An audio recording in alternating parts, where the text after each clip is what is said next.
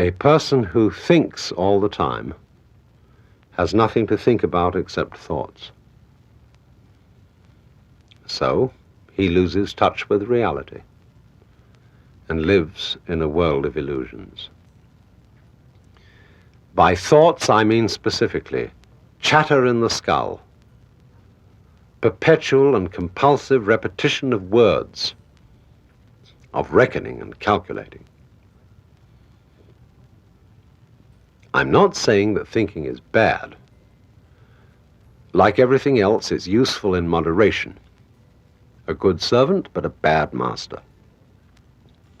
And all so-called civilized peoples have increasingly become crazy and self-destructive because through excessive thinking they have lost touch with reality. That's to say, we confuse signs, words, numbers, symbols, and ideas with the real world. Most of us would have rather money than tangible wealth, and a great occasion is somehow spoiled for us unless photographed. And to read about it the next day in the newspaper is oddly more fun for us than the original event. This is a disaster. For as a result of confusing the real world of nature with mere signs, such as bank balances and contracts, we are destroying nature. We are so tied up in our minds that we've lost our senses and don't realize that the air stinks, water tastes of chlorine, the human landscape looks like a trash heap, and much of our food tastes like plastic. Time to wake up. What is reality? Obviously, no one can say because it isn't words. It isn't material, that's just an idea. It isn't spiritual, that's also an idea, a symbol. Reality is this.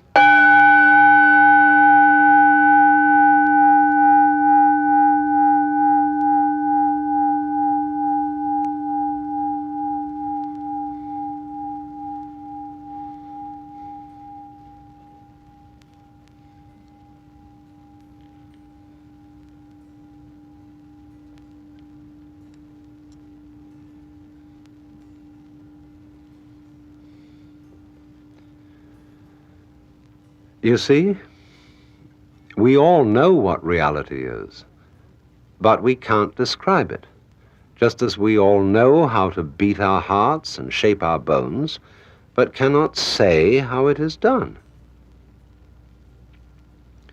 To get in touch with reality, there is an art of meditation, of what is called yoga or jhana in India, Chan in China, and Zen in Japan.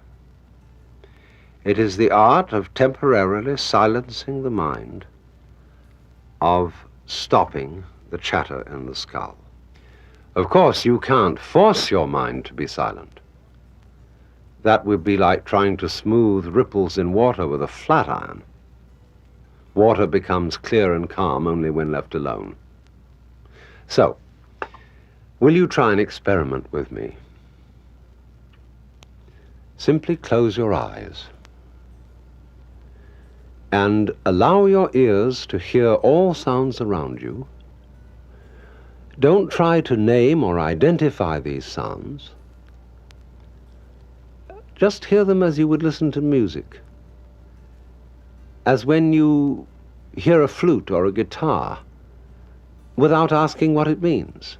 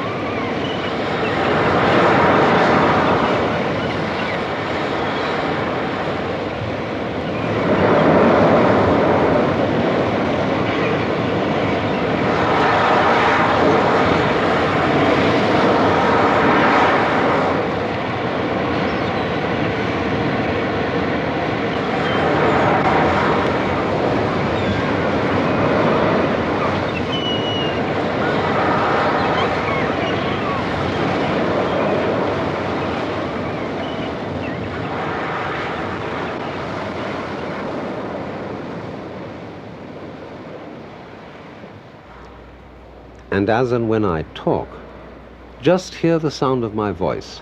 Don't bother about what it means. Your brain will take care of that by itself. Just let your eardrums respond as they will to all vibrations now in the air. Don't let yourself or your ears be offended by improper or unscheduled sounds. If, for example, the record is scratchy, okay. You wouldn't object if you were listening to it sitting by a fire of crackling logs.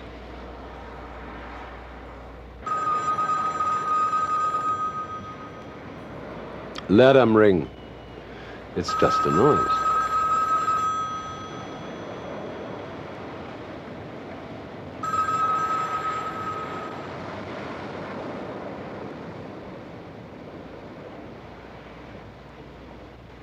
And keep your tongue relaxed, floating easily in the lower jaw.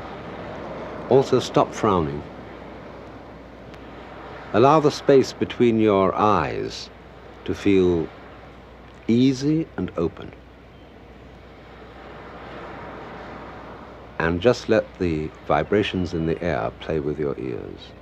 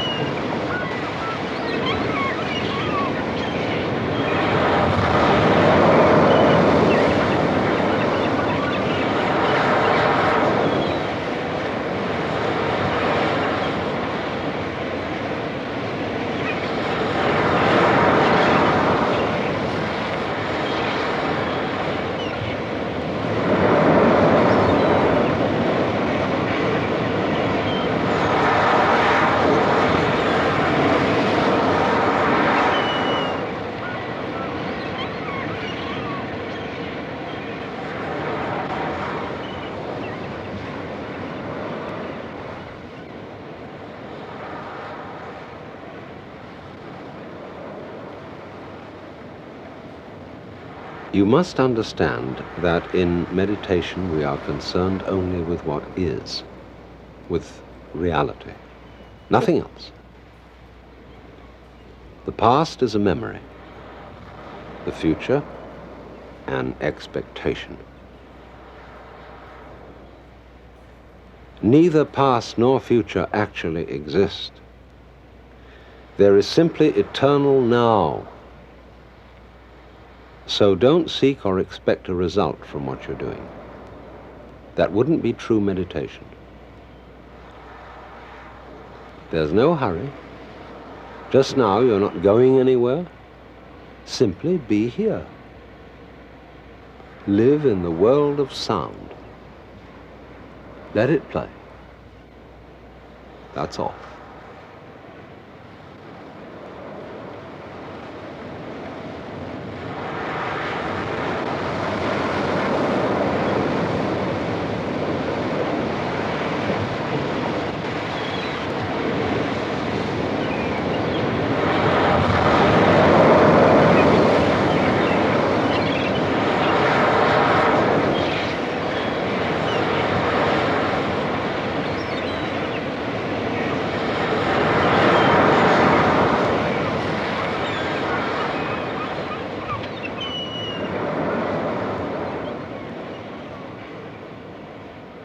In the world of pure sound, can you actually hear anyone who is listening?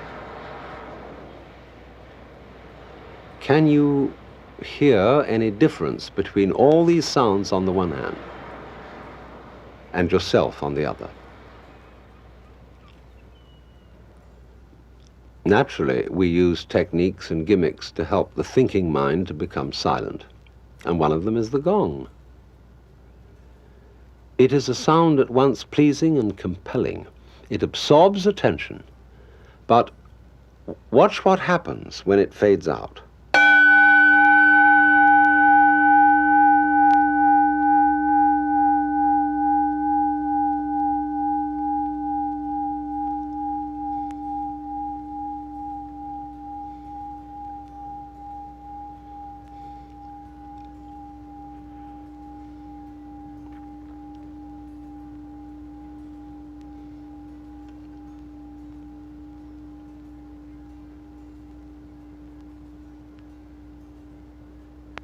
The one sound becomes the many.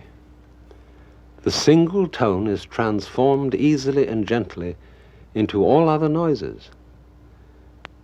And that's how the universe comes into being, out of the one energy underlying all events. So if you don't have a gong, you can use your own voice by chanting what Hindus and Buddhists call a mantram. That is, a syllable or phrase sung for its sound rather than its meaning. Chief of these is the syllable Om, or Aum, called the pranava, or the sound of God, because it involves the whole range of the voice from the back of the throat to the lips. Take the tone from the gong and hum it with me.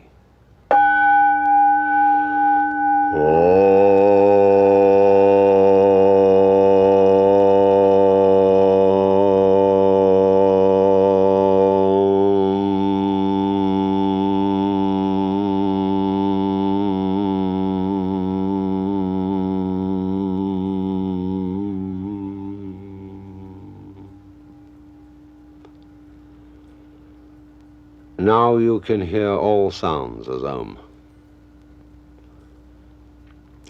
They're all at some point in the total range of sound, from the back of the throat to the lips, making a spectrum of sound as all colors are originally one white light.